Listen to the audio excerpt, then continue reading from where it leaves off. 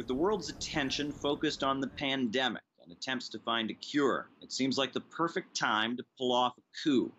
Venezuela has just experienced events that sound like they come from a Hollywood movie.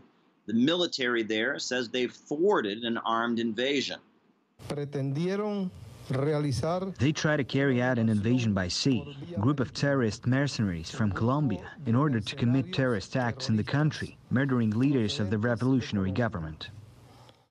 Venezuelan officials declared victory.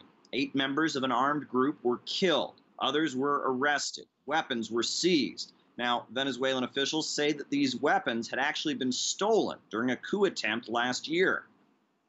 As a result of the immediate reaction, several of the aforementioned mercenaries were killed in a confrontation, and others were captured, some linked to drug trafficking, who participated in the organization of the terrorist operation. A significant amount of weapons and equipment was also retained, part of which were stolen and used in the subversive action of April 30th, 2019.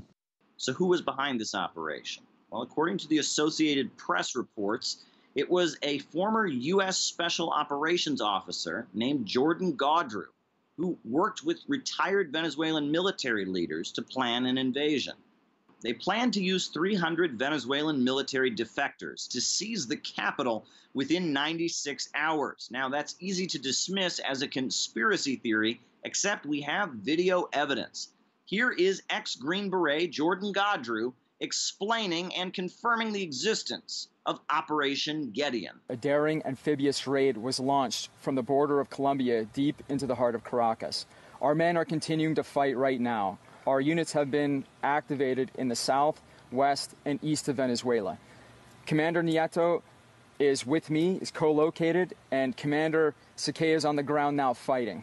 Video shows that participants in Operation Gideon were wearing blue armbands that were very similar to those worn by the soldiers who participated in the coup attempt by opposition figure Juan Guaido last year. Que tiene como misión acabar la tiranía, la opresión, imponer la libertad y restaurarle la democracia al pueblo de Venezuela. U.S.-backed opposition figure Juan Guaido denied any involvement. He called these events fabricated. This is a fabricated montage, or a criminal act manipulated by the dictatorship to continue the persecution towards the interim government, the National Assembly, and the democratic forces. He hasn't commented on the video, but there's also a new twist.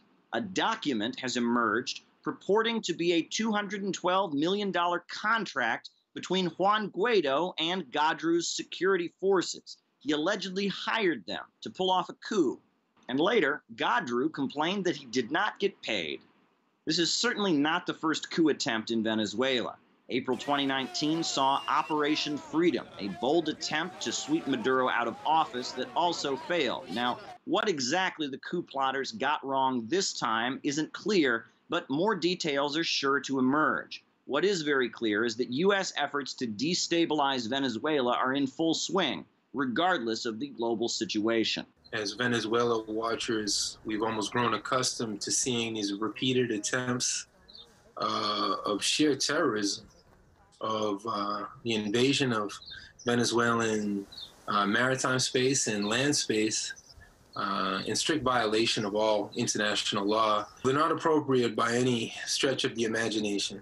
But this lone superpower who reigns over the world feels they have the right to starve and blockade and manipulate elections, install their own self-anointed presidential individual in Juan Guaido. Juan Guaido has continually sold out his own people.